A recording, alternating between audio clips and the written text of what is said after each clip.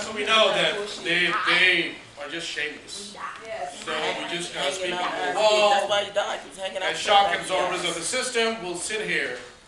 But what's really interesting is that we've been talking about de-escalation, but nobody is asking that, what does escalation look like? Right. Escalation doesn't begin when there's confrontation. Escalation begins because the preamble should actually state that an officer starts with a presumption of guilt. They launch with a presumption of guilt. Right. They're launched by pathologizing black and brown communities as criminals. That is the construct that they're working in. And this body failed to even ask questions that, was Keith Bursey assassinated? Was Keith Bursey on the chronic offender bulletin? Was Keith Bursey targeted by the LAPD laser program?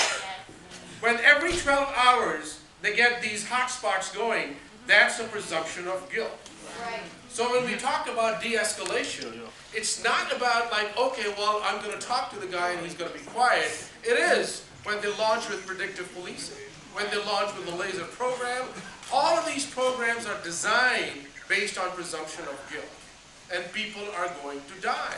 I don't care what the preamble says, I don't care what the wording of the policy says, until we look at the totality of these policies and these programs, we're going to be hovering around and circling around, and time and again, we've come back.